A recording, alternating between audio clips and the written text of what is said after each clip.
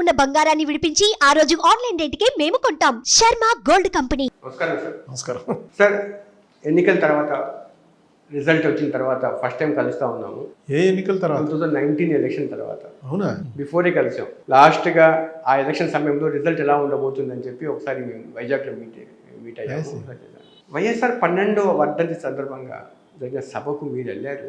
ఏం sir main motto ఏంటి sir? అంటే బయటకు కనిపించేది ఒకటి కనిపిస్తూ ఉంది, మీరు అర్థం చేసుకున్న ఉద్దేశం ఏంటి? నేను అంత దృష్టి పెట్టలేదు. మామూలుగా ఆవిడ విజయలక్ష్మి గారు పిలిచారు. విజయలక్ష్మి గారు పిలిచాక నేను వెళ్ళకపోతే తప్పు అవుతుంది, వెళ్ళాను. అయితే అక్కడికి వెళ్ళాక ఏదో మాట్లాడమన్నారు, 5 నిమిషాలు మాట్లాడాము. అదే నాకు ఎలా అనిపించిందంటే, వైఎస్ఆర్ గారి ఫ్రెండ్స్, పాత వాళ్ళందరూ వచ్చారు. అందులో చాలామంది నాకు తెలియదు కూడా. ఆయన పర్సనల్గా ఫ్రెండ్స్, క్లాస్మేట్స్ వీళ్ళందరూ వచ్చి మాట్లాడారు. Good gathering. అంటే ఆ ఫ్రెండ్స్లో ధర్మాన ప్రసాద్ గారు ఉన్నారు, బొత్స ఉన్నారు, ఆనం రామనారాయణ రెడ్డి ఉన్నారు. వీళ్ళకు పిలుపు రాలేదు కదా, ఎందుకంటారు? తెలియదు అంటే వాళ్ళు ఒక పార్టీలో ఉన్నారు, అందుకని మేము ఏ పార్టీలో లేం కాబట్టి నేను వెళ్ళాను.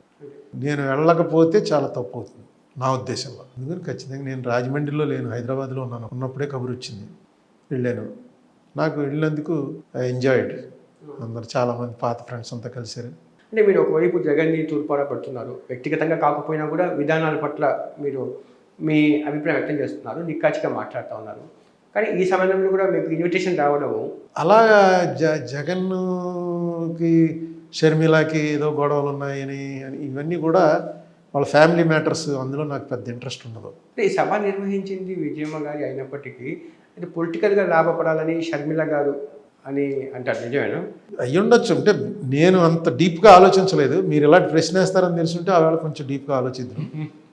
సార్, వైఎస్ఆర్ ఫ్యామిలీకి దగ్గరగా ఉన్న వ్యక్తిగా ఒక ప్రశ్న వేస్తాను, అది చివరి ప్రశ్నే దానికి సంబంధించింది. నిజంగా వైఎస్ఆర్ ఫ్యామిలీలో స్ప్లిట్ వచ్చిందా సార్? ఏమో నాకు నిజంగా చెప్తున్నాను, ఫ్యామిలీతో ఈవెన్ జగన్తో కూడా నాకున్న సంబంధాలు అతి స్వల్పం. తెలంగాణలో షర్మిల గారు సక్సెస్ అవుతారు అనుకుంటున్నారా? తెలంగాణలో అంటే సక్సెస్ అవుతారా అవ్వలేదా అని చెప్పగలిగినంత సమర్థత నాకు లేదు, అంతగా టైం కూడా అంత దగ్గర పడలే. So let us wait and see what is our agenda. ఇవేం తెలియదు కదా పార్టీ. ఎంట్రీ ఎలా అనిపించింది మీకు? ఎంట్రీ, జనాల యొక్క రెస్పాన్స్? రాజశేఖర రెడ్డి పిల్లలంటే జనం ఉంటారండి. రాజశేఖర రెడ్డికి కొడుక్కి కానీ కూతురుకి కానీ, కూతురు కూడా ఇక్కడ పాదయాత్ర చేసింది కదా, అప్పుడు బాగా జనం వచ్చారు. సో లీడర్స్ మాత్రం పొలోమని రాలేదు కదా పార్టీలోకి. లీడర్స్ టైం చూసి వస్తారు. ఇప్పుడు జగన్తో ఉన్న లీడర్స్ అంతా ముందు నుంచి ఉన్నారా, టైం చూసుకుని వస్తారు. షర్మిల గారి వెనకాల కాంగ్రెస్ పార్టీ ఉందని ఒకరు, లేదు బీజేపీ, కాంగ్రెస్ ఉందని ఒకడు, బీజేపీ అని ఒకడు, టీఆర్ఎస్ అని ఒకడు అని చెప్పి మీకెలా అనిపిస్తుంది? Too early. చూద్దాం, దాని మీద అంత విశ్లేషణ చేసేంత స్టేజ్ లేదు. ముందు ఎస్ఆర్ నో, ఆ తర్వాత విశ్లేషణలోకి వెళ్దాము. జగన్ ఫస్ట్ టర్మ్ 2.5 year పాలన మీద మీ అభిప్రాయం ఏంటని అడిగితే, సక్సెస్ అయ్యారా, ఫెయిల్ అయ్యారా? సక్సెస్ ఫెయిలా? 2 ముక్కలు చెప్పాలి. నాకు జగన్మోహన్ రెడ్డి పరిపాలన నాకు అస్సలు నచ్చలే, అందులో ఏమీ అనుమానం లేదు. కానీ జగన్మోహన్ రెడ్డి పాపులారిటీ ఏం తగ్గలే, ఎందుకంటే కరెక్ట్గా ఫ్రీబీస్ ఇంకా అందుతున్నాయి. ఆ ఫ్రీబీస్ అందటానికి ఈయన చేస్తున్నటువంటి పనులు ఏవైతే ఉన్నాయో అవి కొంప ముంచే పనులే చేస్తున్నాడు. సో ఇందులో పెద్ద ఎస్ఆర్ నోలు చెప్పడానికి లేదు. జగన్మోహన్ రెడ్డి పరిపాలన 2.5 yearsలో ఆయన పరిపాలన పద్ధతి కానీ ఆయన చేసినవి కానీ నాకు ఏమాత్రం నచ్చలేదు. మీరే చెప్పారు కదా, జనాల్లో పాపులారిటీ తగ్గపోవచ్చు. జనానికి మెచ్చే విధంగా పాలన చేయకపోతే, రంజింపజే విధంగా పాలన చేయకపోతే పాపులారిటీ ఎందుకు ఉంటుంది అంటారు? నేను జనాల విషయం చెప్పలేదు, నా విషయం. నన్ను అడిగారు మీరు మీ అభిప్రాయం చెప్పండి అని. నా అభిప్రాయం నేను చెప్పాను. జనాల్లో పాపులారిటీ తగ్గలేదని మేము మీట్ అవుతున్నాం. ఎందుకంటే పెన్షన్లు అవి వస్తే కరోనా వచ్చింది. కరోనా అనేది జగన్ పాలిట చాలా అడ్వాంటేజ్ చేసింది. ఎందుకంటే కరోనా టైంలో కూడా క్రమం తప్పకుండా పెన్షన్లు అవి అందాయి. సో ఆ టైంలో అది అలా అందటం అనేది చాలా మంచి జరిగింది బిలో పవర్టీ లైన్ పీపుల్కి. అందువల్ల పాపులారిటీ ఇంకా తగ్గలేదు. కానీ ఆ డబ్బు ఇవ్వటం ఆదాయం ఒక్కటి మర్చిపోకండి, మనకి ఏది కూడా ఉచితంగా రాదు. ఎవరికైనా 10 రూపాయలు ఇచ్చానంటే ఆ 10 రూపాయలు జాఫర్ దగ్గర లాగైనా, ఇంకొక అప్పారావు దగ్గర లాగైనా లాగితే ఇంకొక వెంకట్రావుకి సాయం చేయొచ్చు, అంతే తప్ప ఏది ఊరికే రాదు. ఆకాశం నుంచి ఏమి పడో, చెట్లకి డబ్బులు కాయవు. సో ఎక్కడి నుంచి తెస్తున్నాడు అన్నది చూసిన తర్వాత నాకు అనిపించింది పద్ధతి కాదు, ఇది రాంగ్ డైరెక్షన్లో వెళ్తున్నాడు. అంటే అప్పులు చేసి తీసుకొస్తున్నారు అది అప్పులు కానివ్వండి, ఆస్తులు అమ్మటం కానివ్వండి. అంటే ఇక్కడ వైసీపీ నుంచి వాదన ఏంటంటే అప్పులు చేయకుండా ఏ రాష్ట్ర ప్రభుత్వము మనుగడ సాధించగలుగుతుంది? తమిళనాడుకి 3 లక్షల పైచిలకు అప్పులు ఉన్నాయి, కర్ణాటకకి 3 లక్షల పైచిలకు అప్పులు ఉన్నాయి, ఆర్థిక రాజధాని మహారాష్ట్ర కూడా లక్షల కోట్లు అప్పులు ఉన్నాయి. అంటే వాళ్ళతో కంపేర్ చేసుకుంటే 2 లక్షలు 3 లక్షలు లోపలే అప్పు చేశారు, 2,70,000 పైచిలకు. ఇదే పెద్ద ఒక ఆర్గ్యుమెంట్. ఈ ఆర్గ్యుమెంట్ చాలా తప్పు. ఎందుకు అప్పు చేసావు అన్నది మెయిన్. మీరు అప్పు చేసి ఒక స్థలం కొన్నారు, ఒక 400 గజాల స్థలం. దానికి ఆ 400 గజాల స్థలం కొనడం కోసం ₹1,00,000 అప్పు తెచ్చారు. దాని మీద రోజు ఈ ₹1,00,000 వాడికి వడ్డీలు కడుతున్నారు. ఇది అప్పు చేయటం వల్ల మునిగిపోయేది కాదు ఇది. ఎందుకంటే వడ్డీ కన్నా స్పీడ్గా దీని రేటు పెరుగుతుంది. దీన్ని క్యాపిటల్ ఇన్వెస్ట్మెంట్ అంటారు.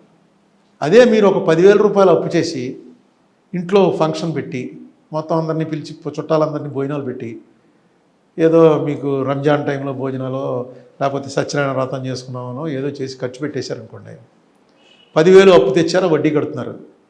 మీరు 10,000 అప్పు చేయడం తప్పు, ఇక్కడ ₹1,00,000 అప్పు చేయడం తప్పు కాదు. ఏమంటే ₹1,00,000 అప్పు చేసిన వాడేమో వాడిని ఏమన్నారు, కానీ నేను 10,000 అప్పు చేస్తే తప్పు అండి అంటే దానికి రీజన్ లేదు. ఆ ₹1,00,000 ఎప్పుడు నువ్వు ఆ స్థలం అమ్మేసినా ఆ బాకీ తీరిపోగా ₹1,00,000 ఇంకో ₹1,00,000 మిగులుతుంది. అది తెలిసే కొన్నావు నువ్వు అక్కడ. క్యాపిటల్ ఇన్వెస్ట్మెంట్ ఇది. రెవెన్యూ ఎక్స్పెండిచర్ చేస్తున్నారు. క్యాపిటల్ ఎక్స్పెండిచర్కి రెవెన్యూ ఎక్స్పెండిచర్కి మీరు ఎప్పుడైతే క్యాపిటల్ ఎక్స్పెండిచర్ చేయటం కోసం అప్పు తెస్తారో ఆ అప్పు మీద ఏమీ తప్పు లేదు. ఎప్పుడైతే రెవెన్యూ ఎక్స్పెండిచర్కి అప్పు చేస్తారో మునిగిపోతున్నట్లు లెక్క. జగన్మోహన్ రెడ్డి చేసిన అప్పు అంతా కూడా రెవెన్యూ ఎక్స్పెండిచర్ మీదే జరిగింది. క్యాపిటల్ ఎక్స్పెండిచర్ అన్నది పూర్తిగా అసలే మామూలుగానే పడిపోయింది, ఎక్కడికో పోయింది.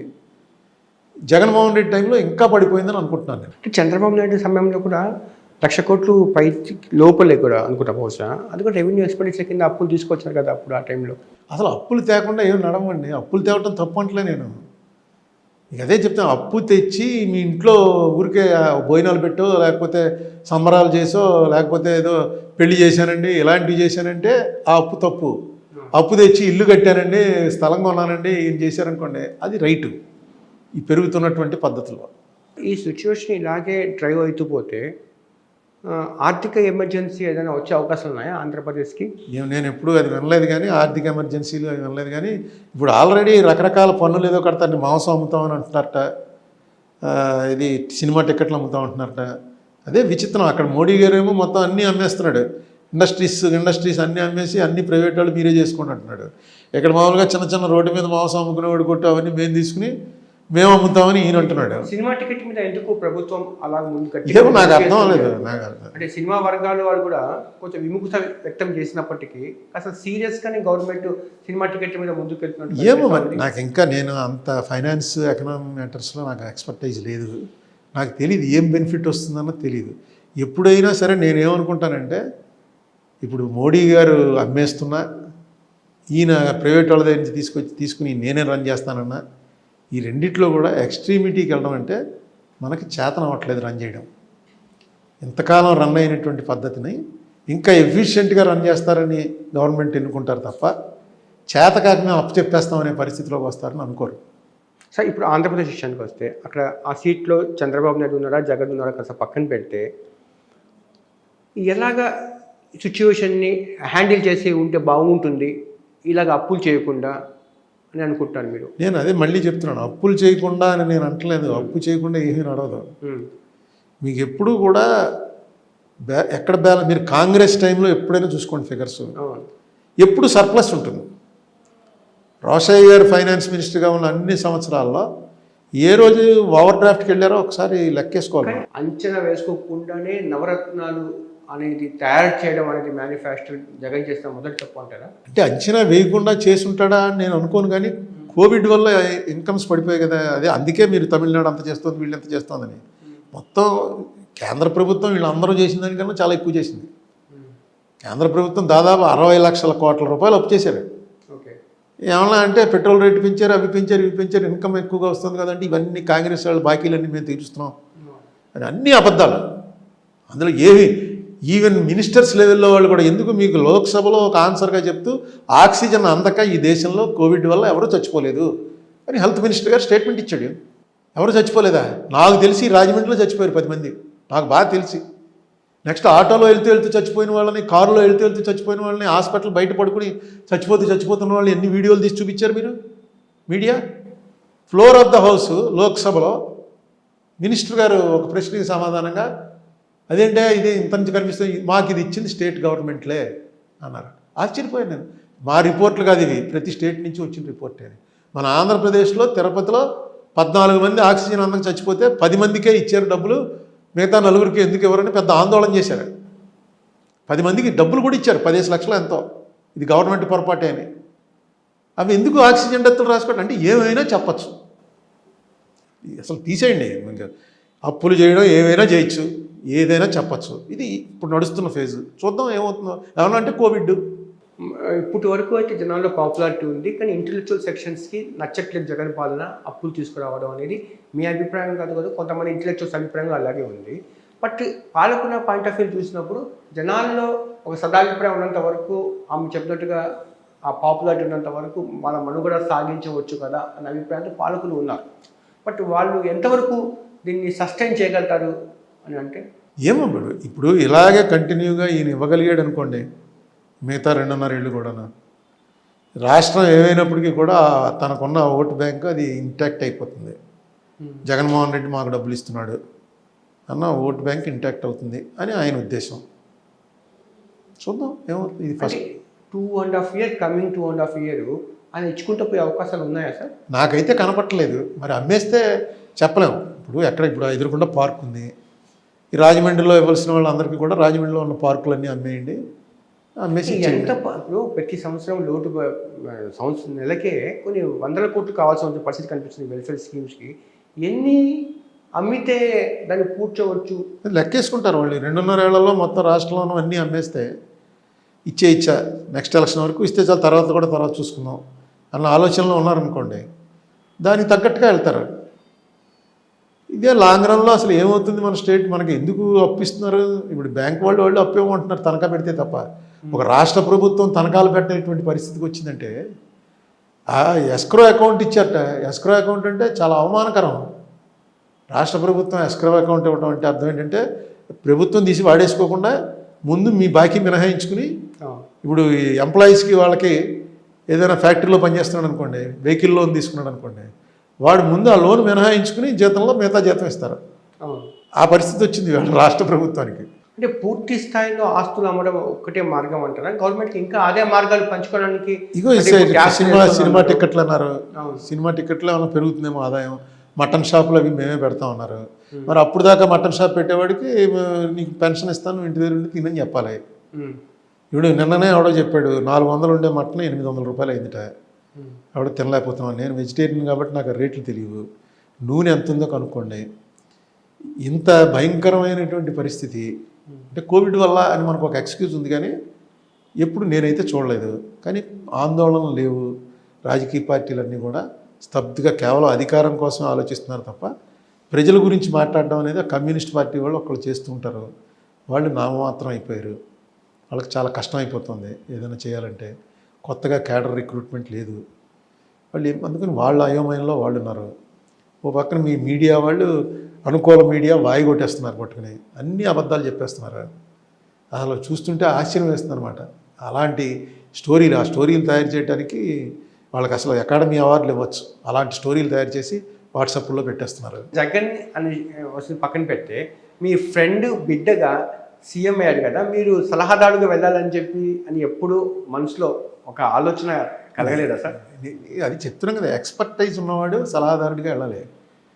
నాకు ఏదైనా ఒక సబ్జెక్ట్లో ఎక్స్పర్టైజ్ ఉంటే వైఎస్ఆర్ సమయంలో మీరు పోషించిన పాత్ర జగన్ గారి దగ్గర పోషించాలని ఎప్పుడు అనిపించలేదా? అవసరం లేదు, మారిపోతుంటారండి. నేను చెప్పాను కదా, అంతా ఆ తరం వెళ్ళిపోతూ ఉంటుంది. వాటర్ గోదావరి ఎలా వచ్చిందంటే పాత నీరు వెళ్ళిపోతుంది, కొత్త నీరు వచ్చేస్తుంది. అది తెలుసుకోలేకపోతేనే మనం అనవసరంగా మానసికంగా ఇరకాటంలో పడతాం. మేము పాత నీరు అయిపోయాం. సార్ జగన్ గారు గుర్తించడం లేదంటారు సార్, ఆర్థిక పరిస్థితి దిగజారుతా ఉంది. అయ్యో ఎక్కువ ఉన్నాయి. జగన్ అనే మనిషి నాకు తెలిసి పక్కా బిజినెస్ మ్యాన్. వ్యాపారపు లెక్కల్లో అతన్ని మించిన వాడు లేడు. అందుకని రాష్ట్రానికి సంబంధించిన లెక్కలు కూడా అతనికి తెలియకుండా ఉంటాయని నేను అనుకోవట్లే. తెలుసు అతని స్ట్రాటజీ ఏదో ఉంటుంది, అతని స్ట్రాటజీ సక్సెస్ అయ్యాడు కదా. అంటే ఎంత స్ట్రాటజీ ఉన్నా కూడా ఎండ్ పాయింట్లో జనాలకి ఎలా కనెక్ట్ అయ్యాం, ఎలా కమ్యూనికేట్ అయ్యామని చెప్పి మీరు చెప్తున్నారు కదా, జనాలు వ్యతిరేకత వచ్చేస్తూ ఉంది, ఎంప్లాయీస్ కూడా కొంత వ్యతిరేకత ఉంది. ఈ పరిస్థితుల్లో అన్ని ప్రభుత్వాల మీద వ్యతిరేకతలు వస్తాయండి. ఎందుకంటే ఇది కోవిడ్ వేవ్ అనేది మనం అన్ఎక్స్పెక్టెడ్, ఇది ఒక పెద్ద, ఇది వచ్చినప్పుడు ఎవరెవరు ఎలా ట్యాకిల్ చేశారు అన్న దాంట్లో డెఫినెట్గా మోడీకి శాపం అయింది, జగన్కి వరం అయింది నేను అనుకోవడం. సరే ఓకే, కోవిడ్ కాబట్టి ఇచ్చుకుంటూ పోతారు, ఉచితాలు అలా ఇస్తూ ఉన్నారు. జగన్ వైఖరి ఇక్కడి నుంచైనా మార్పు వచ్చే అవకాశాలు ఉన్నాయంటారా కమింగ్ ఈ సెకండ్ పార్ట్ ఆఫ్ అడ్మినిస్ట్రేషన్లో, ఈ కమింగ్ టు ఇయర్? అతని స్ట్రాటజీ ఏంటో, జగన్మోహన్ రెడ్డి స్ట్రాటజీ ఏంటో జగన్మోహన్ రెడ్డికి ఆయన సన్నిహితులు ఎవరైనా ఉంటే వాళ్ళకి తెలుస్తుంది, మనకి తెలియదు. ఇది ఒక కొత్త పోకడ. మన రాష్ట్రానికి సంబంధించినంత వరకు 2 ప్రాంతీయ పార్టీలు అవటం ఇదే ప్రథమం. దీర్ఘకాలిక ప్రయోజనాలు ఉండే అభివృద్ధి కార్యక్రమాలు కూడా కుంటుపడ్డాయి జగన్ హయాంలో అనేది ఒక విమర్శ అనిపిస్తూ ఉంది. దాన్ని మీరు కూడా ఏకీభవిస్తారా? లేవుగా, అసలు ఏమి రోడ్లు గీడ్లు అన్నీ పోయిగా, అసలు దేని మీద రూపాయి పెట్టడానికి లేదు. రూపాయి ఈ నవరత్నాలు అనే వాటిని ఇవ్వటం కోసం తెచ్చేటువంటి డబ్బు తేవడం అన్నదే ఇప్పుడు చాలా పెద్ద వాళ్ళ ముందు ఉన్నటువంటి పెద్ద సమస్య. సో మధ్యలో రియలైజ్ అయ్యి నవరత్నాలు ఏదో ఒక 2-3 రత్నాలు తగ్గించారనుకోండి, తీసారనుకోండి, అప్పుడు జగన్ భవిష్యత్తు ఎలా ఉంటుంది? తీస్తే చాలా నెగిటివ్ వస్తుంది. ఎక్స్ప్లెయిన్ చేయగల కెపాసిటీ ఉండాలి. తీసేటప్పుడు ఎందుకు తీయవలసి వచ్చింది. ఇప్పుడు నాకు నిన్ననే ఒక వార్డు కార్పొరేటర్ గారు చెప్పాడు, వాళ్ళ వార్డులో 90 పెన్షన్లు ఉన్నాయట. ఆ 90లో 60 మంది వాళ్ళు ఎలిజిబుల్ కాదు, అందరు తీసేసుకున్నారు. విడో అయితే క్వాలిఫికేషన్ అనుకుంటున్నారు. వాళ్ళకి మేడ ఉన్నా సరే ఏమున్నా సరే, నేను విడో నుండి నాకు ఎవరా విడో పెన్షన్, ఇలాగా నాకు 60 ఏళ్ళు దాటిపోయి కదా ముసలి పెన్షన్ ఎవరా అని వాళ్ళు ఉన్న బ్యాక్గ్రౌండ్లు అన్నీ పక్కన పెట్టి 90 మందికి అంతమందికి ఇచ్చారట. అంటే దాదాపు ఒక వార్డులో 7గురికి నోటీసులు వెళ్ళేటి నిన్న, 7గురికి. మొత్తం మిగతా వాళ్ళందరూ ఇతని ఇంటి మీదకి వచ్చి, వైఎస్ఆర్సీపీ ఇతను ఇంటికి వచ్చేస్తున్నారు. ఏమంటే ఏంటివి నోటీసులు ఇస్తున్నారట, మా పెన్షన్లు ఉంటాయా పోతాయా అనుకుంటూ వచ్చేస్తున్నారు. అతను చెప్తున్నాడు నిన్న నాతో, ఇది చాలా ఇదిగా వచ్చిందండి, చాలా ప్రమాదంలో పడేలా ఉన్నాం అని. ముందును ఈ వెనకకు ఇలాగ మారింది జగన్ గారికి ఈ వెల్ఫేర్. ఇది ఏ పార్టీకైనా అంతేనండి, ఇది జగన్కి ఒక్కడికి కాదు. మీ ఎఫిషియన్సీ ఏంటంటే ఫస్ట్ మీరు చేయవలసింది, మిమ్మల్ని ప్రజలు ఏమని నమ్మాలంటే ఇతను ఏం చేసినా మన కోసమే చేస్తాడు రా అని నమ్మాలి. ఎప్పుడు కూడా ఒకళ్ళకి నష్టం రాకుండా మీకు నెలకి 2000 ఇవ్వలేరు, ఎక్కడి నుంచో లాక్కుని ఇవ్వాలి. ఈ లాక్కుని ఇచ్చేవాడు కూడా కరెక్ట్గా 2000 ఇస్తున్నాడు రా అన్న నమ్మకం వస్తే ఈ లాక్కున్నవాడు కొంచెమే బాధపడతాడు. లేకపోతే వీడు పుచ్చుకున్నవాడు పొందే ఆనందం కన్నా 10 రెట్లు బాధ వచ్చిందంటే గవర్నమెంట్కి ఫెయిల్ అయిపోయినట్టు. అది వాళ్ళు వెరీ చేసుకోవాలి. తటస్థంగా ఉన్న ఒక పొలిటీషియన్గా మీరు ఇచ్చే సలహా ఏంటి సార్? అంటే ఒక ఎగ్జాంపుల్ అమ్మఒడి స్కీమ్ ఉంది సార్, అమ్మఒడి స్కీమ్కి ఎక్కువ ఖర్చు అవుతుంది, దాన్ని ఆపారనుకోండి, స్టాప్ చేయడం అనుకోండి, రాష్ట్ర ఆర్థిక పరిస్థితి. జగన్కి ఇంకా అక్కడి నుంచి చెప్పినట్టుగా స్టార్ట్ అయినట్టే కదా ఆయన యొక్క ఇది పతనం, కొంచెం వ్యతిరేకత. ఏమంటే ఇందులో ఆగితే మీకు వస్తున్న డబ్బులు ఆగిపోతే డెఫినెట్గా మీరు వ్యతిరేకం అవుతారు, అందులో అనుమానమే లేదు. మీరు అలాగే వాడు వ్యతిరేకం అవుతాడని వాడికి ఇస్తుంటే ఇక్కడ ఎవరెవరి దగ్గర మీరు డబ్బులు తీసుకుంటున్నారో వీళ్ళందరూ వ్యతిరేకం అవుతారు. ఇప్పుడు ఈ పనులు వేస్తున్నారు, మున్సిపల్ పనులు పెంచుతున్నారు, ఎలక్ట్రిసిటీ పనులు. సిచ్యువేషన్ బ్యాలెన్స్గా ఒక నిర్ణయం తీసుకుని ఎలాంటి అవకాశం ఉంటుంది? జస్ట్ మీరు బ్యాలెన్స్ ఏంటి, ట్రాన్స్పరెన్సీ అండి. టోటల్గా ఏం జరుగుతుంది అన్నది ప్రజలకి చెప్పగలిగితే, ఎన్నాళ్ళు ఎందుకు ఇచ్చావా అని అడగటానికి లేదు. ఈ పరిస్థితి ముందు నుంచి నువ్వు ఊహించలేదా ఎందుకు ఇచ్చావని? ఎందుకంటే కోవిడ్, అమర్త్యసేన్ చెప్పినా అదే చెప్పాడు, రఘురామరాజన్ చెప్పినా అదే చెప్పాడు. ప్రపంచంలో ఉన్నటువంటి మొత్తం ఎకనామిస్టులు అందరూ ఏం చెప్పారు, దీనికి ఒకటే సొల్యూషను, నువ్వు వెళ్ళి ఫ్యాక్టరీలకి వాటికి డబ్బు ఇవ్వటం కాదు, నువ్వు ప్రతి పేదవాడి అకౌంట్లో డబ్బులు వేసేయి, వాడు ఖర్చు పెట్టుకోవడానికి బయటకు వస్తాడు, మార్కెట్ నిలబడుతుంది, జీడిపి పెరుగుతుంది. ఇది తప్ప వేరే మార్గం లేదు. అసలు మీ దగ్గర డబ్బులు లేకపోతే ప్రింట్ చేయండి అన్నారు, రిజర్వ్ బ్యాంక్ ప్రింట్ చేసి పంచి పెట్టండి అని. సో ఇప్పుడు దాకా జగన్ చేసింది తప్పేం కాదు కోవిడ్ దృష్టిలో. నవరత్నాలు ఇది అనుకున్న దాంట్లో తప్పు అయి ఉండొచ్చు, డబ్బులు చూసుకోవద్దాను అని. నేను చూసుకోలేదండి. నేను మొన్న ఆయన ఫైనాన్స్ మినిస్టర్ చెప్పాడు కదా, మేము 1,00,000 కోట్ల రూపాయలు అప్పు తెచ్చి 1,00,000 కోట్లు కూడా ట్రాన్స్ఫర్ చేయించాం తప్ప, అకౌంట్ ట్రాన్స్ఫర్ చేసాం, కానీ మేమేం తినేలేదు.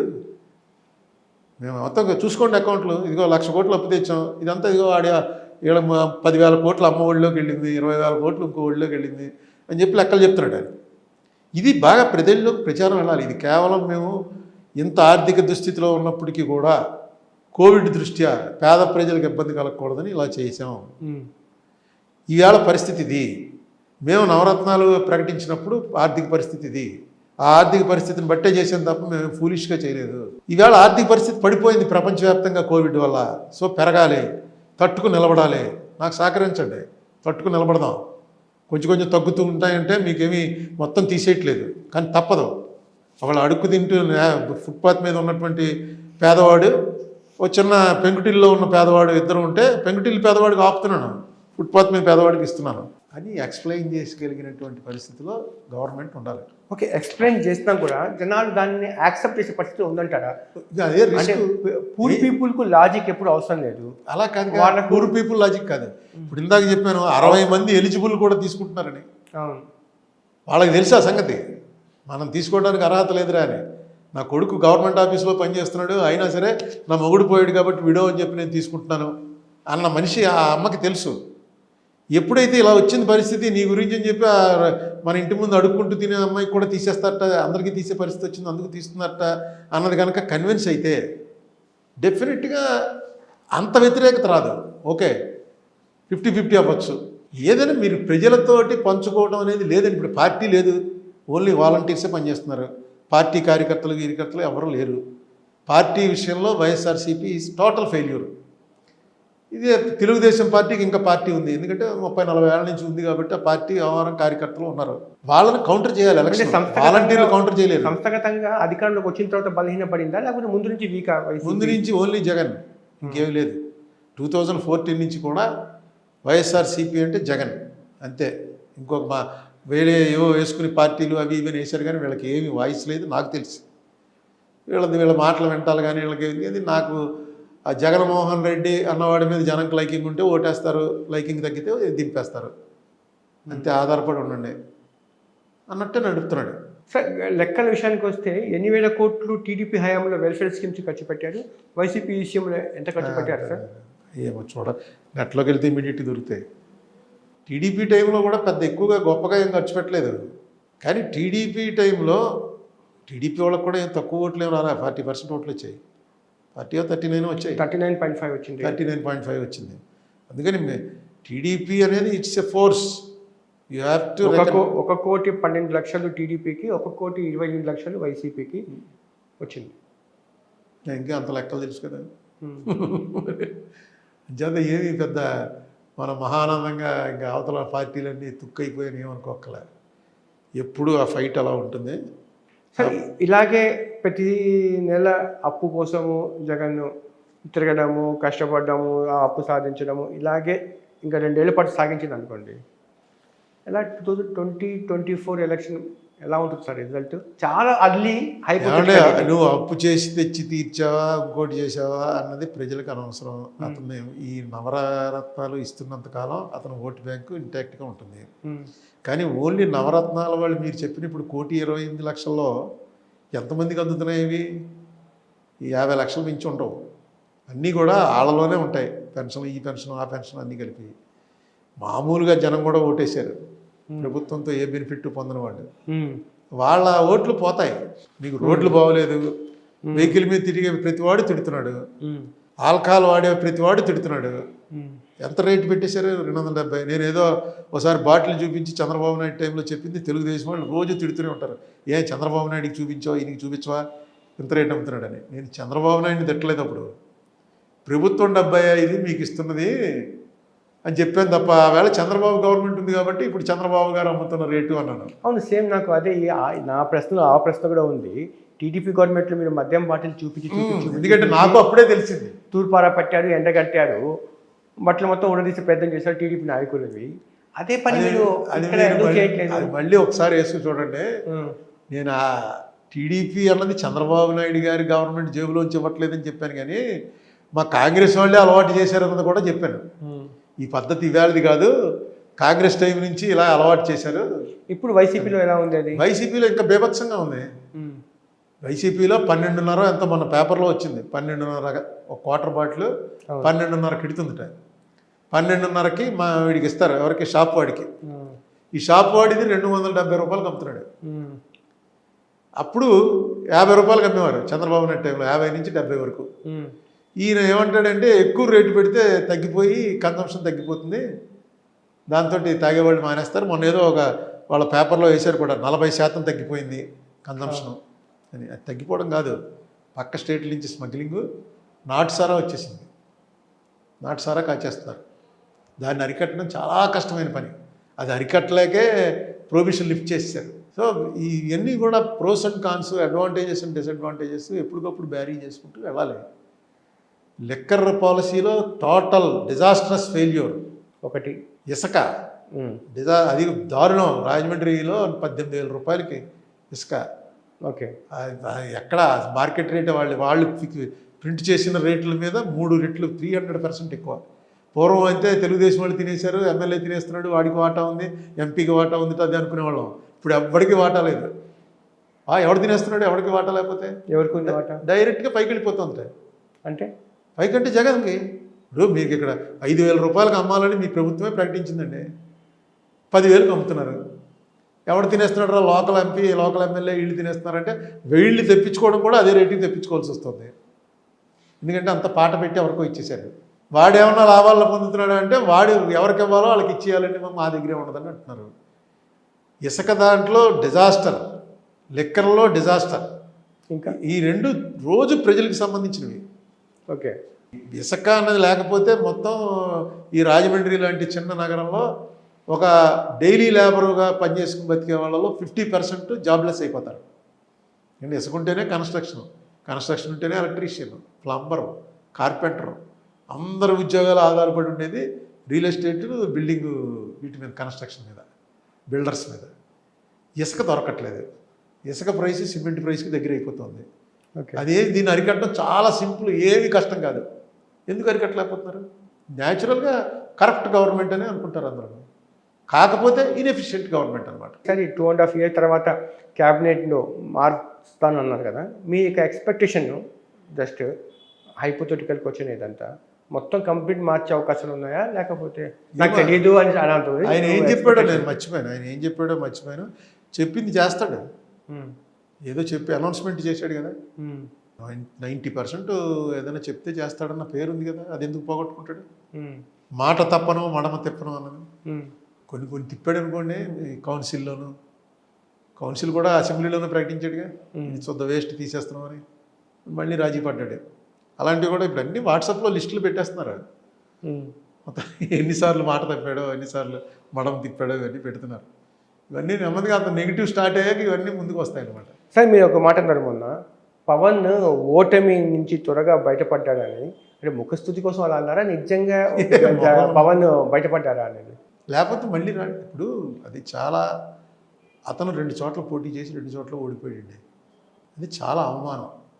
అంత అవమానాన్ని అతను చాలా తొందరగా దిగమింగుని బయటకు వచ్చి మళ్ళీ మీడియా ముందు మాట్లాడాడు. సో ఈ cent a message that I'm not going back. Okay, ఇప్పుడు పవన్ ఆ ఓటమి నుంచి ఎటువంటి గుణపాఠాలు నేర్చుకొని ఉంటాడు అనుకుంటున్నాను మీరు? నేను అంత మళ్ళీ తర్వాత పవన్ కళ్యాణ్తో నేను రాజకీయం ఇప్పుడు మాట్లాడలేదు. డెఫినెట్గా రావటమే నాకు ఏమనిపించిందంటే ఎస్, ఈ విల్ బికమ్ ఎ ఫోర్స్. ఎక్కడ సంస్థాగతంగా ఇంకా బలపడాల్సిన అవసరం లేదంటారా జనసేన? ఇస్తాడు. ఏం డబ్బులకు ఏదో యాక్షన్ చేసుకుని డైరెక్ట్గా చెప్పాడు కదా, డబ్బుల కోసం యాక్టింగ్ చేస్తున్నాడు. 2-3 సినిమాలు యాక్ట్ చేస్తే డబ్బులు వస్తాయి. ఇప్పుడు బూత్ లెవెల్లో పార్టీని స్ట్రెంథెన్ చేయడానికి దీనికి కూడా డబ్బులు అవసరం అంటారా? అంటే ఇప్పుడు ఒక కమిటీని వేయడానికి అలా కాదుగా. ఇప్పుడు నిజంగా పవన్ సీరియస్గా వస్తే పవన్కి విరాళాలు ఇచ్చే అభిమానులు తక్కువ ఉండాలంటారా? అభిమానులు సినిమా మీదండి. నేను పవన్ కళ్యాణ్ ఫస్ట్ కలిసిన రోజున అదే చెప్పాను, సినిమాలు మానేస్తానని చెప్పాడు ఆయన నాతో. మానద్దు అని చెప్పాను. ఆయన ఆ రోజున నెగ్గుతాం మేము, పవర్లోకి వస్తామన్న రోజునే చెప్పాను నేను, అది మీ బేస్, సినిమాలు మాత్రం మానద్దు అని. ఎందుకంటే ఆ సినిమాలు ఉంటేనే అభిమానులు ఉంటారు తప్ప సినిమాలు మానే, అంటే ఆ సినిమా అభిమానులు పొలిటికల్గా అభిమానులుగా మార్చుకోవడంలో ఎక్కడ ఫెయిల్యూర్ అయింది కనిపిస్తుంది కదా. ఓటు మారలేదు. నా ఉద్దేశం ఏంటంటే ఆయన ఎలక్షన్ స్పీచే యాంటీ జగన్ ఇచ్చాడు, తప్పది. రూలింగ్ పార్టీకి వ్యతిరేకంగా మాట్లాడాలి కానీ అపోజిషన్ పార్టీకి వ్యతిరేకంగా మాట్లాడితే ఏమవుతారు? ఈయన చంద్రబాబు ప్యాకేజ్ అని జనాలకి జగన్ పార్టీ క్యాంపెయిన్ చేశారు, జగన్ నమ్మారు. లేకపోతే ఈస్ట్ గోదావరిలో అన్ని ఓట్లు రావడానికి చాలా తక్కువ ఓట్లు వచ్చాయి. ఈస్ట్ గోదావరిలో 2009 Chiranjeevi party 2nd place, Telugu Desam 3rd place. ఇక్కడ ఏం రాలేదు. ఇక్కడ ఇప్పుడు నిన్న నేను గోరంట్ల బుచ్చ చౌదరిని ఇంటర్వ్యూ చేస్తే పవన్ కళ్యాణ్ చంద్రబాబు నాయుడు కలిసి ప్రయాణం చేసే అవకాశాలు ఉన్నాయి, ఒక రైట్ టైంలో బీజేపీ నుంచి పవన్ కళ్యాణ్ బయటకు వచ్చే అవకాశాలు ఉన్నాయని చెప్పారు ఆయన. అలా జరగద్దా? ఏం నాకు తెలియదు. అవకాశాలు ఉన్నాయా? ఏవైనా అవకాశాలు ఉంటాయి. అవకాశాలు ఏంటి పాలిటిక్స్లో, ఇది ఈ గేమ్లో ఎవడ పెరసనం వాడిది, నాకు కావాల్సింది ఏదనుకుంటే ఎవడ కాళ్ళైనా పట్టుకుంటాం, ఎవడ పేకైనా నొక్కుతాం. ఇప్పుడు 2024లో మొత్తం ప్రతిపక్షాలంతా కలిసి ఒక కూటమిగా ఏర్పడే అవకాశాలు మీరు అలాంటి సిగ్నల్స్ స్టేట్లో, ఆంధ్రప్రదేశ్ స్టేట్లో ఏమున్నాయి ప్రతిపక్షాలు అన్నీ కలవడానికి?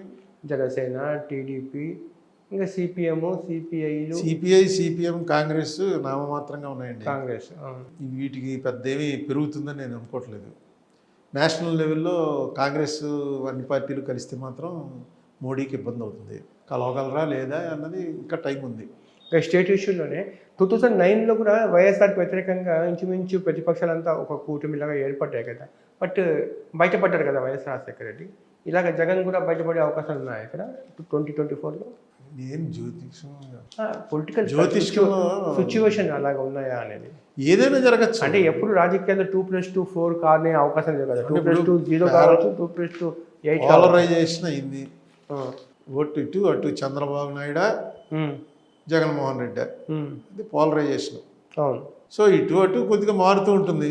ఏదైనా ఒక 10% ఓటు కానీ మారితే మళ్ళీ చంద్రబాబు అవుతాడు. ఓకే. పవన్ కళ్యాణ్ చంద్రబాబు కలిస్తే డెఫినెట్గా పెద్ద ఓటు బ్యాంక్ పెరుగుతుంది. ఓకే. పవన్ కళ్యాణ్ మరి ఏం చేస్తాడో చూడాలి. ఇప్పుడు బీజేపీతో ఉన్నాడు పవన్ కళ్యాణ్, రేపు అంతకుముందు కమ్యూనిస్టులతో ఉన్నాడు. ఎవరితో వెళ్తాడో తెలియదు. సో బీజేపీతో టీడీపీ సేల్ అవుతుందా రేపు? ట్రావెల్ ఏదైనా జరగచ్చండి, ఇందులో అసాధ్యాలు ఏం లేవు.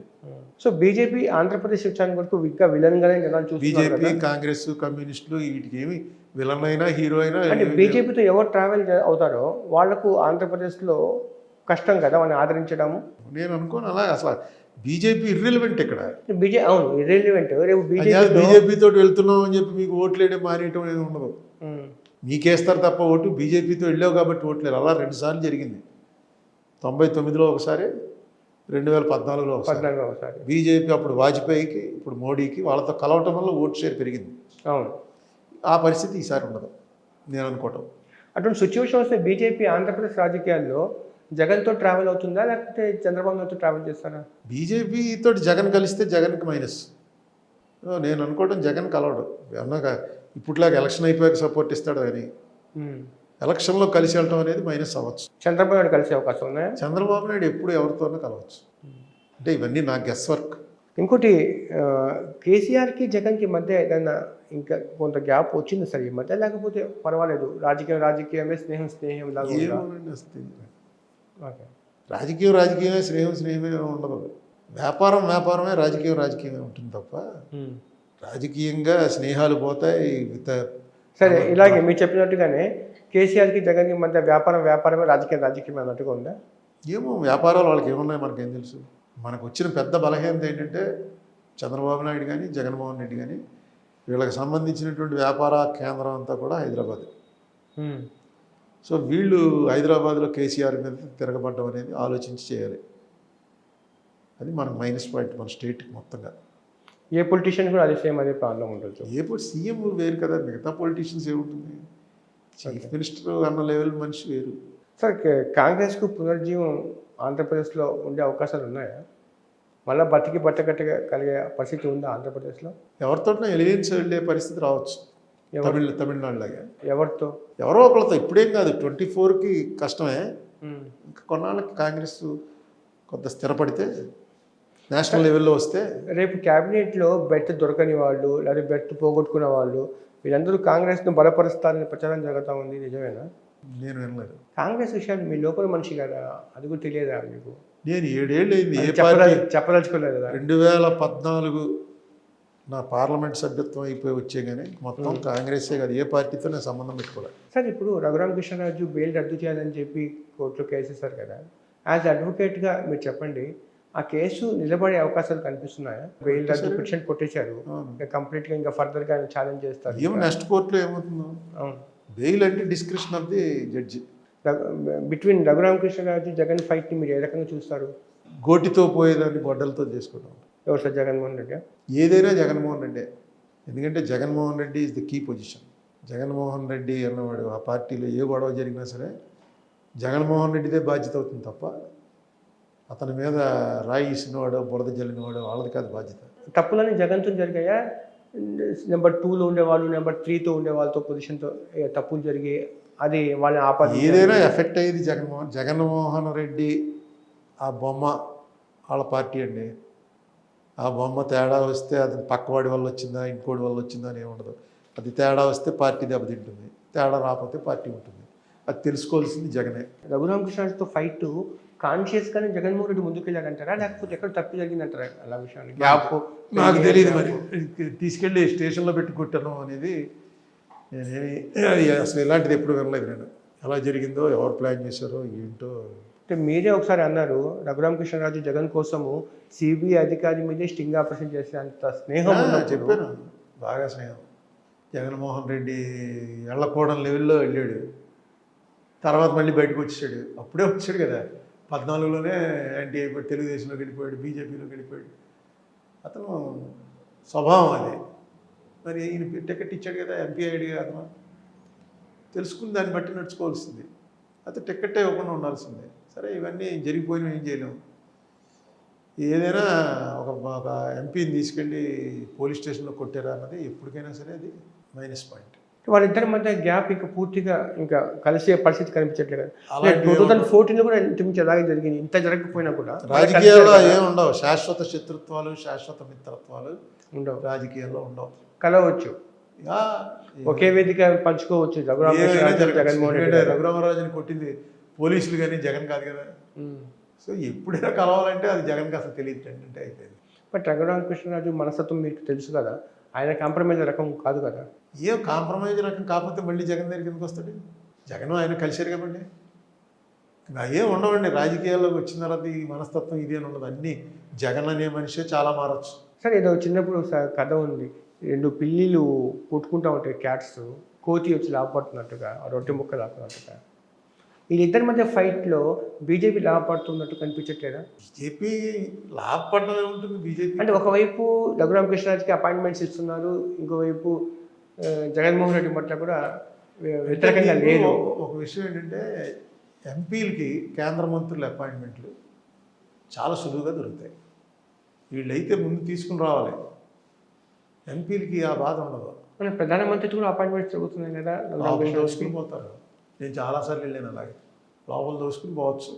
పార్లమెంట్ జరుగుతుంది అనుకోండి, ప్రధానమంత్రి గారి ఆఫీస్లోకి డైరెక్ట్గా దోసుకుని 50 అంటే బాగుతారు. వాళ్ళు లోపలికి వెళ్ళి మాట్లాడిచ్చేయచ్చు. అందుకని ఎంపీకి కేంద్ర మంత్రుల అపాయింట్మెంట్లు దొరకటం, వీళ్ళకి దొరకపోవడం అనేది పెద్ద భూతద్దం పెట్టి చూడక్కలే. వీళ్ళకి దొరకాలంటే వీళ్ళతో మాట్లాడాలి, మొత్తం తయారు చేసుకోవాలి ఫైల్స్. ముఖ్యమంత్రితో ఊరికి ఏమేంటి ఇలా వచ్చామని అనలేరుగా. ఇక్కడి నుంచి ఒక మంత్రి వెళ్ళినా సరే వీడు ఎందుకు వెళ్తున్నాడో తెలుసుకుని దానికి కావాల్సిన ఫైల్స్ సెక్రటరీస్ రెడీ పెట్టుకుని మాట్లాడాలి. ఎంపీలతో అదేముండదు, ఉత్తినే వెళ్తాం, ఏదో కాగితం ఇస్తాం, వస్తాం, ఫోటో ఒకటి దించుకుంటే ఓహో కలిసి ఉంటాయి. ఇప్పుడు సెల్ ఫోన్లోనే ఫోటోలు ఉంటున్నాయి. సార్ రాష్ట్ర రాజకీయాల్లో కుల ప్రభావము, దేశ రాజకీయాలు చాలా ఎక్కువ, మత ప్రభావము ఎప్పుడు పోతుంది సార్? పోదాం, చాలా ఎక్కువ ఉంది. దాని మీద పుస్తకం కూడా రాస్తున్నాడు, అది వేరే కదా. అంటే సేమ్ ఇదే స్టోరీ పాయింట్లో సార్, అంటే రాష్ట్ర రాజకీయాల్లో కుల ప్రభావము, దేశ రాజకీయాల్లో మత ప్రభావము, దీని మీదే వెళ్తారా? దేశ రాజకీయాల్లో మత ప్రభావం అనేది చాలా బుక్కులు వచ్చేసాయి, నేను రాయక్కలేదు. ఆంధ్రప్రదేశ్లో కుల ప్రభావం ఎలా ఉంది అన్న దాని మీద మాత్రం కొంత ఈ మధ్యనే కొంత మెటీరియల్ వచ్చింది, నాకు చాలా ఇంట్రెస్టింగ్గా అనిపించింది. సో ఆల్మోస్ట్ తయారైపోయింది బుక్. కొంచెం ఏమి ఉంచాలి, ఏమి తీసేయాలి అన్న దాని మీద కొంచెం లీడ్స్ చెప్తే మీ పుస్తకానికి మనం ప్రోమోలో ఇలా అవుతుంది. నెక్స్ట్ చెప్తాను. ఓకే, మీకు చెప్పకుండా పుస్తకం అక్కడ రిలీజ్ చేస్తాను అసలు. ఓకే సార్, దేశ రాజకీయాల్లో బీజేపీ ప్రభుత్వానికి వ్యతిరేకంగా ఉండే శక్తులంతా కన్సాలిడేట్ అయ్యే అవకాశాలు కనిపిస్తున్నాయా, లేకపోతే తలా దిక్కులో ఫైట్ చేస్తారా? అవ్వాలి. అయితే మోడీకి ఏమన్నా కొంచెం పోటీ ఉంటుంది కానీ, లేకపోతే కేక్ వాక్. ప్రశాంత్ కిషోర్ స్థాయి సరిపోతుందా కన్సాలిడేట్ చేయడానికి? సరిపోతుంది. ప్రశాంత్ కిషోర్ అన్నవాడి పేరు అందరికీ తెలిసిందిగా, ఇప్పుడు సక్సెస్ అయ్యాడు 2-3 చోట్ల. సో ఎవరో కాదు, ప్రశాంత్ కిషోర్ అన్నవాడు నాకు కావాలి ప్రధానమంత్రి అంటే కష్టం, కానీ కలపటానికి ప్రశాంత్ కిషోర్ ఎందుకు సరిపడు? అంటే రాహుల్ నాయకత్వాన్ని, మమతా బెనర్జీ అందరూ హోల్ హార్టెడ్గా ఒప్పుకునే అవకాశాలు కనిపిస్తున్నాయా? రాహుల్ నాయకత్వం తనకు కావాలనుకుంటున్నాడు, మేము ఉన్నప్పుడైతే అనుకోలేదు. రాహుల్ గాంధీ అనేవాడు మోస్ట్ రెలక్టెంట్ పొలిటీషియన్ నా ఉద్దేశం. మోస్ట్ రెలక్టెంట్, అతనికి ఈ రాజకీయమే చాలా తప్పనిసరి రావటం తప్ప నేను ప్రధానమంత్రి అయిపోవాలి ఇది అయిపోవాలన్న ఆశ ఉన్నవాడు కాదు. నా అబ్జర్వేషన్ తప్పు అయి ఉండొచ్చు. సో వాళ్ళకి ఏంటంటే వాళ్ళ ఇంట్లో అందరూ అదే మోతీలాలు, జవహర్లాల్, ఇందిరాగాంధీ, రాజీవ్ గాంధీ మొత్తం ఇంట్లో అందరూ చూశారు. వాళ్ళకి ఏదో అర్జెంటుగా ప్రధానమంత్రి అయిపోతే కొత్తగా వచ్చేది ఏముంటుంది? వీళ్ళు ఏదో స్విట్జర్లాండ్ బ్యాంకులో దాచుకున్నారు, అక్కడ దాచుకున్నారు, ఇక్కడ దాచుకున్నారు, గొడవ చేస్తున్నారు. వాళ్ళు ఎలక్షన్లో ఎఫిడేవిట్లు నెట్లో కొడితే వస్తాయి. సోనియా గాంధీ ఎంత ఉంది ఆస్తి, రాజీవ్ గాంధీ ఎంత ఉంది, ఏ నెంబర్లతోటి ఎక్కడ ఇల్లు ఉంది, ఎక్కడ ఫ్లాట్ ఉంది అన్నీ ఇవ్వాలి ఎలక్షన్ కమిషన్కి. ఇద్దరు ఎంపీలే కదా. అందులో లేకుండా ఇంత తేడా వచ్చిందనుకోండి ఎలక్షన్ డిస్క్వాలిఫై చేసేయచ్చు. ఇంకిద్దరు రాజకీయాల్లో ఉండరు, అయిపోయింది, చాప్టర్ క్లోజ్. మరి ఆ పని చేయొచ్చుగా మోడీ. మోడీ అనేది ఏంటి, స్విట్జర్లాండ్ బ్యాంక్ నుంచి తెప్పిస్తాను, అక్కడి నుంచి తెప్పిస్తాను. వీళ్ళిద్దరిని అడగండి, చెరో లెటర్ స్విస్ బ్యాంక్, స్విస్ గవర్నమెంట్కి రాశామని సోనియా గాంధీని, రాహుల్ గాంధీని మాకు అక్కడ ఏమున్నా సరే ఇచ్చేవలసిందిగా కోరుతున్నామని. ఎందుకు అడగరు? అక్కడ ఏమీ లేదు. వాళ్ళు ఇచ్చిన 2 లిస్టులు చూస్తే అసలు మనకు తెలుసున్న పేరు ఒక్కట్లేదు. ఏదో అలా కోట్లండి అని చెప్పి. ఒకవేళ మమత లాంటి వాళ్ళు ముందుకు వచ్చి, కేజ్రీవాల్ లాంటి వాళ్ళు ముందుకు వచ్చి వాళ్ళు లీడ్ రోల్ తీసుకుంటే కాంగ్రెస్ పార్టీ సపోర్ట్ చేసే పరిస్థితి ఉన్నారు సార్ దేశ రాజకీయాల్లో? కాంగ్రెస్ ఉంది, 5-6 స్టేట్లో కాంగ్రెస్ ఉంది, మిగతా చోట్ల కలుపుకుంటే రాహుల్ యూపీఏ గవర్నమెంట్ ఫామ్ చేయడానికి ఉంటుంది. రాహుల్ గాంధీ ప్రధానమంత్రి అవుతారని ఎప్పుడు చెప్పలే. అతను పెద్ద ఇంట్రెస్ట్ కూడా ఉన్న మనిషి కాదు. అతను చెప్పాను గారు రిలక్టెంట్ పొలిటీషియన్. యూపీఏ రావచ్చు, వస్తే మళ్ళీ ఎవరన్నా పెద్దవాళ్ళు పెడతారు. ఎలా ఉంది సార్ యాంటీ ఇన్కంబెన్సీ ఏ స్థాయిలో ఉందంటారు సెంట్రల్ గవర్నమెంట్కి? బాగా ఎక్కువ ఉంది. ఉన్నప్పటికీ వాళ్ళ ఓటు బ్యాంక్ వచ్చింది. ఆ ఓటు బ్యాంక్కి అటాక్ చేయాలంటే అందరూ కలవకపోతే తప్పదు, కలవకపోతే అటాక్ చేయాలి. అందుకే చెప్తున్నా కేక్ వాక్. స్టేట్లో యాంటీ ఇన్కంబెన్సీ ఎలా ఉంది? స్టేట్లో యాంటీ ఇన్కంబెన్సీ అనేది ఉన్నప్పటికీ ఇప్పట్లో అది బయటకు వచ్చేది లేదు, ఎలక్షన్ టైంకే తెలుస్తుంది. ఓకే, యాంటీ ఇన్కంబెన్సీ చాలా ఎక్కువ ఉంది. అంటే కానీ ఈ 2 years సరిపోదా జగన్కి ఆ సెటరేట్ చేసుకోవడానికి? ఏం చెప్పలేం కదా, ఎవరి స్ట్రాటజీ వాళ్ళకు ఉంటుంది. మనం ఏదో జ్యోతిష్కాలు ఏం చెప్తాం, ఏదో ఆలోచిస్తాడు అతను. అతనేమి తెలివి తక్కువడు ఏం కాదు, చాలా తెలివైన వాడు, పక్కా బిజినెస్ మ్యాన్. ఇప్పుడు టీడీపీ సంబంధించిన వ్యవహారాలు నాకు సంబంధం లేదు వాళ్ళకేం చెప్పకుండా మీరు తటస్థమైన వ్యక్తిగా మీ అభిప్రాయం చెప్పండి చాలు. చంద్రబాబు నాయుడు వయసు మీద పడుతుంది కాబట్టి జూనియర్ ఎన్టీఆర్ లాంటి వాళ్ళు రావాలని చెప్పి టీడీపీలో సీనియర్లు ఒక డిమాండ్ని తీసుకొస్తున్నారు కదా, మీ అభిప్రాయం ఏం సార్, జరగద్దు అంటారా? ఇప్పుడు ఇది నేను చాలాసార్లు చెప్పేశాను. చంద్రబాబు నాయుడు అన్నవాడు ఇంకొక 10 ఏళ్ల పాటు పనిచేయడానికి కావాల్సినటువంటి జెనెటిక్ సపోర్ట్ ఉంది. ఎందుకంటే వాళ్ళ ఫాదర్ ఎప్పుడు ఎన్నాళ్ళు బతికాడు, వాళ్ళ మదర్ ఎన్నాళ్ళు బతికింది అన్నది చూసుకున్నట్టయితే దాన్ని బట్టే కదా మన నిర్దాయం. ఆయనకి ఇంకొక 10 ఏళ్ళు పనిచేయచ్చు. అట్లీస్ట్ 2024 వరకు ఆయనే చేయొచ్చు. ఆయన తీసుకొచ్చి లోకేష్ని ఫోకస్ చేస్తున్నాడు అంటాం వల్ల ఒక గ్రూప్ లోకేష్ కాదు జూనియర్ ఎన్టీఆర్ కావాలి అంటున్నారు. అవసరమైతే లోకేష్ని జూనియర్ ఎన్టీఆర్ని కూడా కలపగలిగినటువంటి కెపాసిటీ చంద్రబాబు నాయుడుకి ఉంది. అవసరమైతే మోడీతో కలిసి రేపు ఎలక్షన్లో పోటీ చేయగలిగిన కెపాసిటీ ఉంది. చంద్రబాబు నాయుడు పబ్లిక్లో ఎంత యాక్సెప్టెన్స్ ఉందో నాకు తెలియదు, కానీ చంద్రబాబు నాయుడు కెన్ మ్యానిపులేట్. ఆ మ్యానిపులేషన్లో ఆయన్ని మించిన వాడు నాకు తెలిసి మన స్టేట్ పాలిటిక్స్లో ఇంకెవరు లేరు. So anything can happen. ఇవన్నీ NT Rama Rao, junior NT Rama Rao వస్తే జనం బాగా వస్తారు. మరి ఆయన వచ్చాడుగా 2009లో, ఎలక్షన్ నెగ్గలేదుగా. 2009లో అన్ని పార్టీలు కలిపి పోటీ చేసి జూనియర్ ఎన్టీఆర్ క్యాంపెయిన్ చేసిన రాజశేఖర రెడ్డి నెగ్గాడుగా. దీంట్లో ఎవరో వస్తే ఏదో అవుతుంది అని. డెఫినెట్గా జూనియర్ ఎన్టీఆర్కి ఉన్న అడ్వాంటేజ్ ఏంటంటే జనాలు పోగు చేయక్కల. పబ్లిక్ మీటింగ్ పెడితే ఫుల్ జనం వస్తారు, తెలుసుకుని చూడటానికి వచ్చిన జనం ఇప్పుడు. తర్వాత అతను చాలా అద్భుతమైనటువంటి స్పీకర్. రాజకీయాల్లోకి వచ్చినటువంటి పొలిటీషియన్స్లో అంత బాగా మాట్లాడేవాడిని నేను చూడలేదు. చిన్న కుర్రాడు ఏంటి, చాలా బాగా మాట్లాడాడు. సార్ 2024కి వైఎస్ జగన్మోహన్ రెడ్డి పరిస్థితి ఎలా ఉంటుంది అనుకుంటున్నారు? మీ యొక్క అభిప్రాయం, జస్ట్ ఊహాజనితం. 2024కి ఇది ఊహాజనితంగా సింపుల్గా అడిగేయచ్చు, కానీ చెప్పాలంటే 2024కి జగన్ కేసుల పరిస్థితి ఏ లెవెల్లో ఉంటుంది అదొకటి చాలా. ఎందుకంటే కేసులు స్పీడప్ చేయాలన్నది ఒక నిర్ణయం తీసుకున్నారు. కేసులు స్పీడప్ చేస్తే జగన్మోహన్ రెడ్డి మీద ఉన్నటువంటి కేసుల్లో, ఈ ఈడీ కేసుల్లో, ఈడీ కేసులు అంటేనే మామూలు కేసులకి డిఫరెంట్. మామూలుగా అయితే నువ్వు తప్పు చేసావని చెప్పి ప్రాసిక్యూషన్ నిరూపించాలి. నేను మర్డర్ కేసు అనుకోండి, మీరు ఇళ్ళ బోన్లో నిలబడతారంటే ప్రాసిక్యూషన్ వాళ్ళు మీరు మర్డర్ చేశారని నిరూపించాలి. డిఫెన్స్ వాళ్ళు ఏంటంటే ప్రాసిక్యూషన్ వాళ్ళు చెప్పిందల్లా తప్పు తప్పు అంటుంటారు. ఇందులో అలా కాదు, నీ అకౌంట్లోకి 100 రూపాయలు అలా వచ్చాయి అంటే మీరు నిరూపించుకోవాలి. అరుణ్ కుమార్ దగ్గర తీసుకున్నానండి పలానా రోజున, అంటే ఎలాగ చెక్కు కాకుండా ఎందుకు తీసుకున్నాం. ఈడీ కేసుల్లో burden of proof lies on accused, not on the prosecution. ఇది ఒక పెద్ద రహస్యమైనటువంటి విషయం. జగన్మోహన్ రెడ్డి తన నేరం చేయలేదని తనే నిరూపించుకోవాలి కోర్టులో. ఆ విషయంలో శిక్ష పడే అవకాశాలు ఉన్నాయా? ట్రయల్ స్టార్ట్ అయిన తర్వాత ఈ శిక్ష పడే అవకాశాలు ఉన్నాయా లేదా అన్నది అది మనం జ్యోతిష్కం చెప్పలేం. కానీ ట్రయల్ స్టార్ట్ అయిన తర్వాత కేసులు వెంటనే తేలిపోతాయి. అందుకే కేసు అసలు ట్రయల్ స్టార్ట్ అవ్వకుండానే ఆపుకుంటూ వస్తున్నారు. అందులో ఇప్పుడు సుప్రీంకోర్టు ఇంకా స్పీడ్గా తేల్చేయాలనేటువంటి ఉత్సాహంతో ఉంది పొలిటీషియన్స్ మీద కేసులని. సో 2024 నాటికి జగన్మోహన్ రెడ్డి కేసుల పరిస్థితి ఎలా ఉంటుంది అన్న దాని మీద మొత్తం ఆంధ్రప్రదేశ్ రాజకీయం ఆధారపడి ఉంటుందని నేను అనుకుంటున్నాను. ధన్యవాదాలు సార్. రాజకీయం అంటే ఏమిటి? నాయకుడి మంచి చెడు, గెలుపు ఓటమి, సేవ, స్వార్థం. ఒక్క మాటలు చెప్పాలంటే వన్ మ్యాన్ డిఫరెంట్ షేడ్స్. ఈ షేడ్స్ని యథాతథంగా మీ ముందు ఉంచే కార్యక్రమమే black and white with Jaffar మీ సుమన్ టీవీలో.